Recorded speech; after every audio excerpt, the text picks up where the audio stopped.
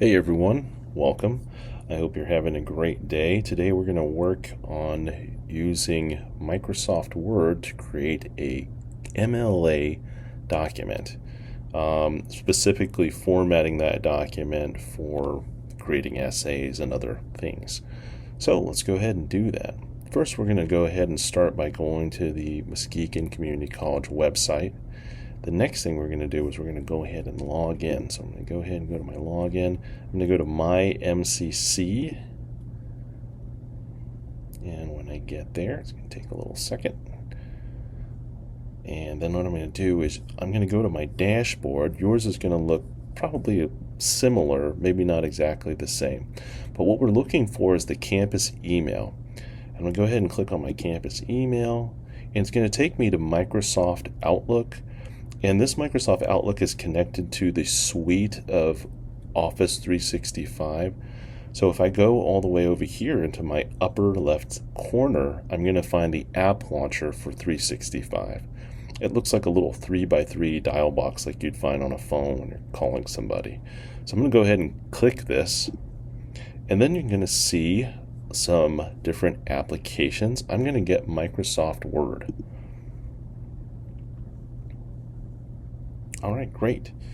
Once I'm in Word, I'm going to go ahead and I'm going to create a blank document. And once I create the blank document, I'm going to go ahead and start formatting. So the first thing I want to do is I want to go to my Home tab. So I'm going to click on the Home tab. I'm going to make sure that I choose the font Times New Roman. Okay, this is the preferred font for the Modern Language Association, so we're going to make sure that we choose that. And size 12, which is usually the default, but also again preferred size for MLA. The next thing we're going to do is we're going to go ahead and go to our layout, and we're going to change a few things. First of all, we're going to set this to normal margins. We're going to make sure that we're on Portrait, which has an up and down or vertical orientation. We're going to change the paper size to make sure that it's set to 8.5 times 11 or a letter. We're going to make sure we have one column, and once we're doing that, we're going to go ahead and go back to the Home tab. Okay, once you go to the Home tab, you can also go to the Layout tab. Either way will take you where you need to go. You're looking for these three little dots. When you find these three little dots, which will offer you more options, they're kind of elusive. When you find these three dots, you're going to go ahead and go to the bottom here, and you're going to look for where it says Paragraph Options, okay? Now again, you can find this under the Layout tab. You go to the three dots, you'll also find Paragraph Options. So we go to the Paragraph Options. We're going to make sure that our alignment is set to left, because we want to left align the text. We're going to make sure our line spacing is set to double. And then we're going to make sure that we select or put a check mark in this selection here. Don't add space between paragraphs of the same style. Okay, real important. Once we're done with that, we're going to click OK. And we're go ahead and get ready to go or get started here. So what do you need to type in when you're doing an MLA document? Okay, the first thing you want to do is put in your name. Okay, I'm going to hit the enter key, go down. You'll notice how it goes down, double spaced. Next thing you're going to put is your professor name. Okay, when you write your professor's name, so just to let you know, you want to do something like this. You can write professor all the way out, do like that, but it's customary to just use that as the abbreviation. Okay, so just make a placeholder, professor name. Okay, the next thing you want to do is your course and prefix number. So for example, this may be English 101, and you may be in a specific section. You might be in like X01, or you might be in 07 or something like that. You're just going to make sure to do that. That's customary in MLA, but it's also really nice for your instructor to see, because sometimes they'll lose papers. So I'm just going to make a note, course number, course prefix and number. Okay. The next thing we're going to do is we're going to put the date. Now we typically put the date day, month, year. So for example, it's 14 August 2025, okay, or whatever the year is. So typically we put day, month, year. Some people will tell you to abbreviate month. You don't have to. I like it when it's written all the way out. It just looks better. So yeah, formal is good. So I'm going to kind of scroll down here. The next thing we're going to do is we're going to put our title. Now, if you have a subtitle, you typically put a colon and you put the subtitle following it. So, for example, let's say we're talking about Star Wars 4, what is it, A New Hope. So the New Hope would be a subtitle, and Star Wars would be the title. So that's how that works. I'm going to put title. And then what I'm going to do is I'm going to put a little placeholder that says indent first paragraph and start typing here. So this is just a placeholder. So what I'm going to do is I'm going to actually indent. I'm going to tabulate or indent this first line, okay, which will be my first paragraph of my essay. What I'm going to do is actually hit the tab button, which will auto tabulate, and that does it about 5 to 10 spaces from the left to the right. Next thing I'm going to do is I'm going to go ahead and use my clicker, and I'm going to highlight title here, and I'm going to change that layout. I'm going to just go here. You can use the shortcut keys if you have them, but I'm just going to make sure that I set it to center, align, and that's it. Okay? Great. In the case you might have some kind of citations, you'll need a works cited page. So what I'm going to do is I'm going to go ahead and go down, and I'm going to start a new page.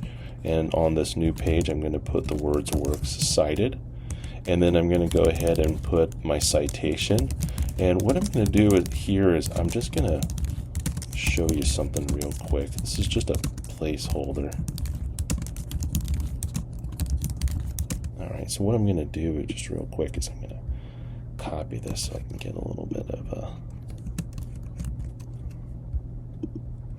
so this would be a citation, and we'll explain these later in class, but this is just to illustrate a couple of things here. So 3 citations worth of citation. Works cited should actually be centered, so again, go here, make sure that I set it to center. Again, you can use the shortcuts. If you go to the Home tab and it shows the option to center a line, you can use this as well. Oh, sorry, I went backwards. There we go. All right. The next thing we want to do is when we have citations, we want to use something called the hanging indent. Now, there's 2 ways to do this. There's an automated way and there's a manual way. The automated is actually really, really easy. What you're going to do is you're going to just select that citation that you want to add the hanging indent to.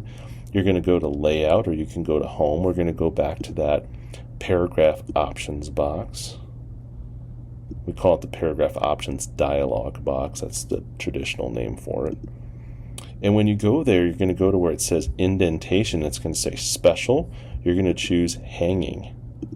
And then you click OK. And there it is. That is the hanging indent. I'll show you one more time. Select the citation you want to indent. You go to the Layout tab or the Home tab. You're going to find the Paragraph Options. Go to under Indentation, select Special, and you're going to go to where it says Hanging, and then click OK. You can see how it does that nice little hanging. Looks kind of like a cliff. Anyway, don't jump off the cliff. So that's the automated way. Let me show you the manual way in case you have to do this. It's actually pretty simple. Sometimes when you put in the automation, it doesn't always line it up well, so that's why I want to show you the more kind of tried and true way. But trust the technology. Usually it works right, but sometimes it doesn't. So if that's the case and you want to do it manually, you go to the ruler here.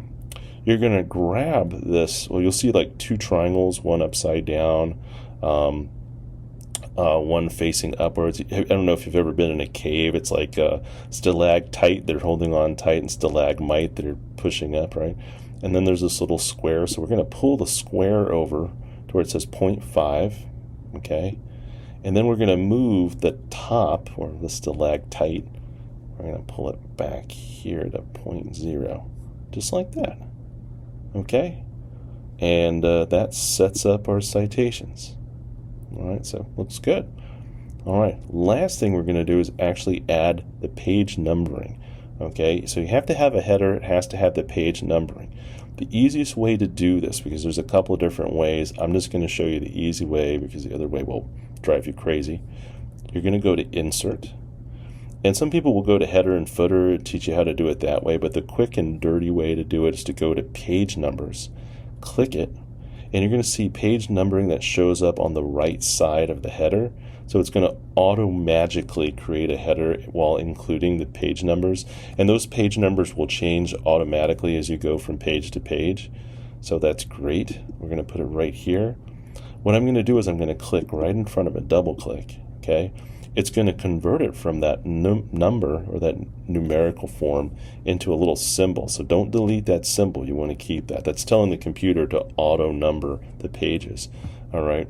What we're going to do is we're going to add one space, and it's going to kind of type the opposite direction, but we're going to put our last name right here. Okay. So whatever your last name is, you just put it there. Then you're going to highlight all that. Go to the header, or sorry, go to the Home tab. And you're going to change that header font to Times New Roman and make sure it's size 12, just so you can get the continuity. All right? And that's it. Okay? Now, what happens if you want to turn in your paper? Well, what do? It's actually pretty easy. We accept PDFs through our learning management system, and that's pretty typical if you use Blackboard or use Canvas.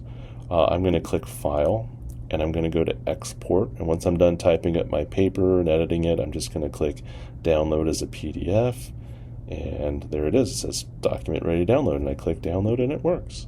Another way you can do this is you can go to File, you can go to Print.